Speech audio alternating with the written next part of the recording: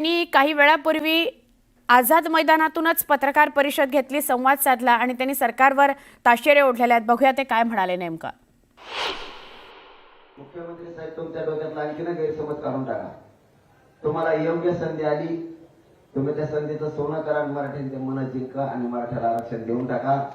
हे मराठे कधीच तुम्हाला विसरणार नाही. देव आणखीन दुसऱ्या दिवसाचा उपोषणाचा दिवस आहे, तुम्हाला शब्द देतो. आणखीन तुम्ही मराठ्यांचा संयम बघू नका, मराठ्याला वेठीच धरून त्याचं वाटोळं करू नका. तुमच्या हातात संधी आहे.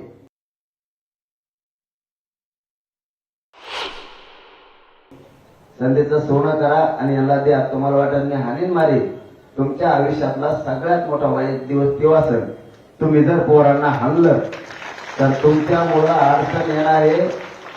अमित शहा साहेबाला पण आणि मोदी साहेबाला पण अडचण येणार आहे. ह्यो पण शब्द ध्यानात ठेवा. डाग लागणार आहे त्यांना तुमच्यामुळे.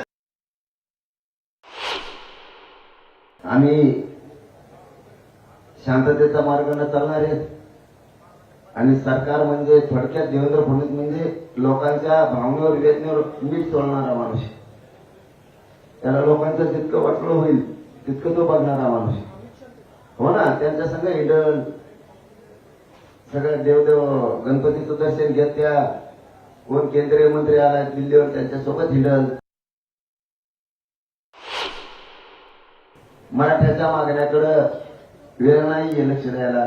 मग यालाच म्हणते महाराष्ट्र देवेंद्र फडणवीसला अस्थिर करायचा, पोलिसाला लाठीचार्ज करायला लावायचा आणि मग त्यांना गणपती नाही दिसत, मग त्यांना हिंदुत्व नाही दिसत, मग देवदेवता नाही दिसत. त्यांना वातावरण फक्त दूषित करायचं, हे त्यांचं काम आहे.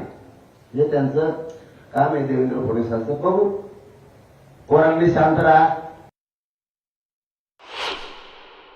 मला पाहिजे अंमलबजावणी. मी कोणाच्या शब्दावर आश्वासनावर उपोषण मागे घेणार नाही. फक्त पुन्हा एकदा सांगतो, तुमची आडामोठी भूमिका आक्रस्ताळेपणा मुख्यमंत्र्यांनी थांबवा. पोराला फक्त माझ्या बोट लागता कामा नये हे मात्र तुम्ही समजून घ्या.